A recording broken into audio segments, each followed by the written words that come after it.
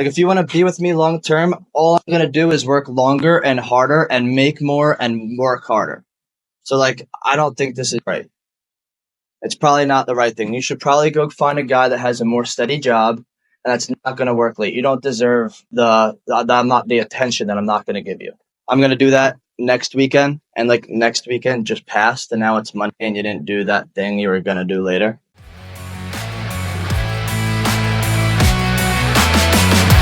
In The Strangest Secret by Earl Nightingale, it says that the reason that people don't hit their goals is because people don't get where they want to go is because they don't have goals. So I'm going to go through the 6 steps that we went through again last week. And you got to like spend some time working on this stuff. Like, the first step is to have a target. So right now, we have 15 days left of the year. Monday, Tuesday, Wednesday, Thursday, Friday, Saturday, Sunday. Yes, Saturday, Sunday. We only got 15 days left of the year. You can close out strong. Right? Yeah, but God's day on Sunday. I gotcha. God built the world in 6 days. You haven't built shit, so you better work. All right, this is just how I think. All right, 6, 7, 8, 9. Christmas, take off, be with your family. 10, 11, 12, 13, 14, 15. I've closed 2 of my biggest deals ever in multiple industries on the 31st. Why? Because of the law of reciprocity. I just believe, like, God will reward those people that are working on the 31st. All right? It's a belief, so it'll happen. So I want you to pick a target. And don't make it reasonable. Don't make it realistic. A lot of the reasons why I stop listening to some mentors is because they tell me to be realistic. Okay? If when I'm watching a video, if somebody like on YouTube and someone says, you got to be realistic, I will completely block them and unfollow them and never look at them again. I don't want to be realistic. So if you could, in the snap of a finger, because success is all about that, anything can happen in a moment. All right, okay, you're going to write X dollars. Next step is write down, I take full responsibility of me achieving my target from 12/15 to 12/31/2020. Today is the 16th. Thank you, Enda. The next step is to do the math. Do the math. How do you do the math? Everybody take out your calculator. Cool, Enzo, I'll do the math / with you. Take your number. Everybody take your number. His is $5,000, and you're going to divide it by 15. 5,000 divided by 15 is $333.33 a day. Everybody got that number? Whatever it is. Okay, $333.33 a day. Okay, now let's divide that. So take this number, bring it down here. 333.33. Let's divide it by 50%, which is divided it by 0.5, which also you could say let's multiply it by 2. Why are we multiplying it by 2?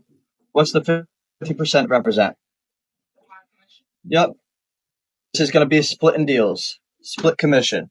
Why? Because that's how we operate here. I'm just making it worst case scenario. Can you do this without doing that? Yeah, but we're figuring that out. That needs to be paid day. Okay. Now let's take 666.67 divided by 90% commission. 740.74. Cool. So you need 740. That's annual premium. So now we're going to do 740.74 divided by 12. What's that? Per month. You need to close a $61.73 monthly premium policy per day. You need to find 2 people a day that are down to put $62 a day a month in monthly premium into a policy.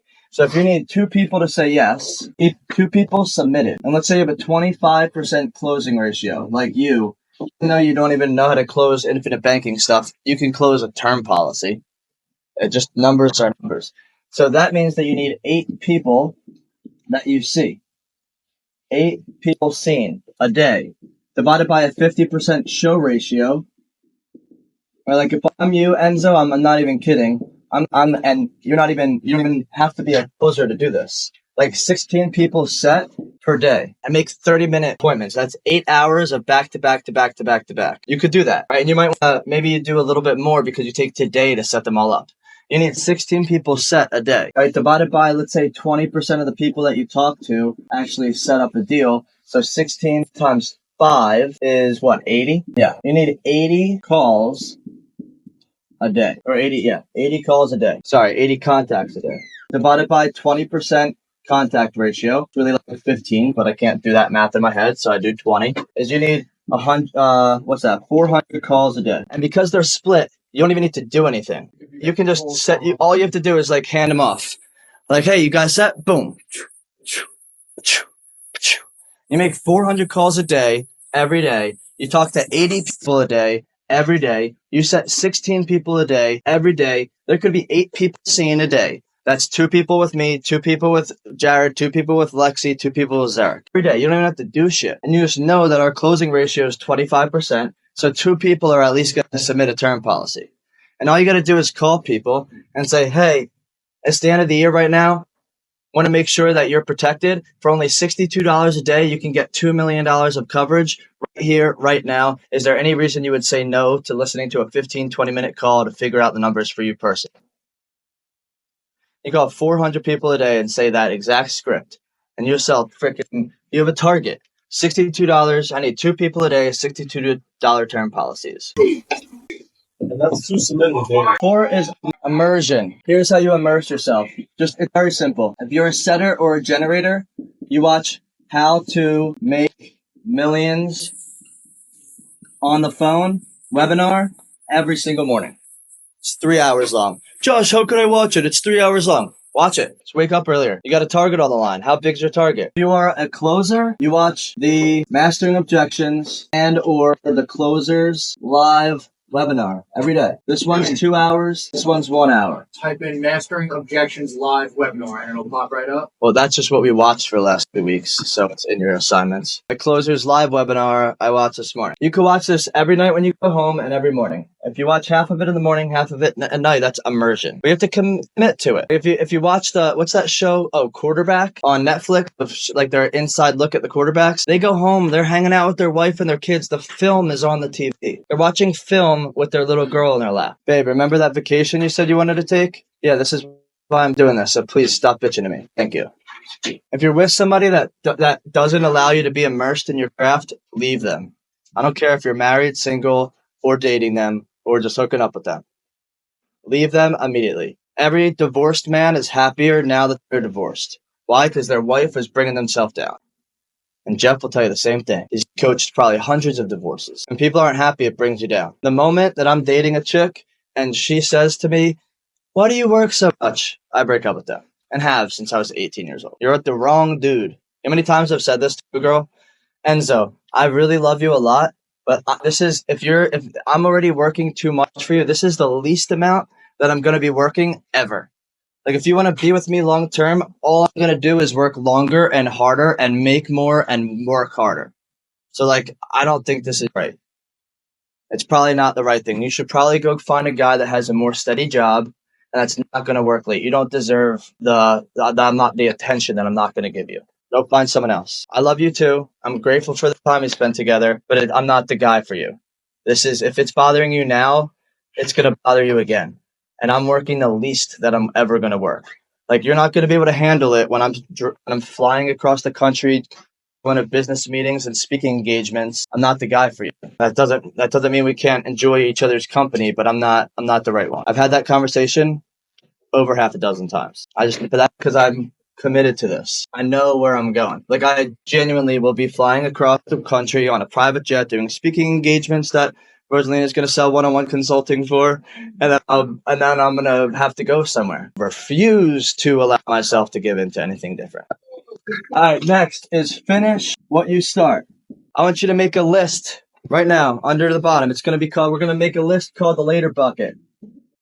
You know the stuff that you're going to do later, continue to being later and later and later. I'm going to do that next weekend, and like next weekend just passed and now it's Monday and you didn't do that thing you were going to do later. I don't write down all the things that you say you're going to do later. All the things. This was my list of stuff when I was at Cardone. Okay, create all departments and hire for them. I'm going to create a different department for every area. Every office in our office will be a different department, and I will hire or promote from within somebody to run that department, so I don't have to do it. Couples mastermind. Buy Christmas presents. Finish my book. Those are all the things that I had to do. How many of you have dishes in the sink? 1 cup, your shaker bottle, is still in the sink. Okay? Write it down. Everything that you haven't done yet. So this is what you look like. You got laundry, you got cleaners, you have to go to the gym, but you don't want to go to the gym because you have to sleep. So now that gym situation created 2 open loops for you. Right now, you have to go to the gym and you have to sleep, and you're not doing either of them properly. right? What about this? Boom. I got to clean the dishes. I need to go over here. And then you get on a phone call as a closer and you expect someone to close when you have 20 open loops. It's impossible. You're asking somebody to do what you what? Won't do. You're subconsciously attracting a bunch of open loops. Right? You got like the most open loops of anybody I know. So and Jim Rohn would say, I need to go to your where? All you need to go is go to their home and you'll see, right? You'll see. Take me to your house. And you're not allowed to leave until this is there, this is there, this is in the trash, this is in the trash, this is cooked, this is done, this is clean. And that's how you have to live. You have to close your open loops. This is like at Cardone's office, they will pull people aside and have them leave work to go finish their open loops. This is all key. The last thing, number 6, is call reviews. This is what I'm going to spend a lot of my time doing next year. Right? See, even that, I'm pushing. It's an open loop now. Right? I'm going to do it next year. I'm going to do it in the pockets of time that I'm not doing pendings. Right now, calling pendings is important, but doing call reviews, this is on Alloware and Fathom for setters and closers. Spending time listening to the calls. Like, no shit, you're not closing the deals. Look what you just said. Like, obviously, you made 400 calls, and you set 2 appointments. Listen to your tone. Enzo. Right? And obviously, no shit. These are the 6 things you do when you're not achieving your target. What do you look at? Re-look at the target. Take full responsibility for the target. Do the math on the target. Immerse yourself in whatever you need to do to be able to hit that target. Finish what you start. All right, just pick one thing, because if you have more than one thing that you're committed to, then you're just creating more open loops around open loops. So just pick one thing that you're committed to and do call reviews, all right, which is something I'm going to work on with you guys.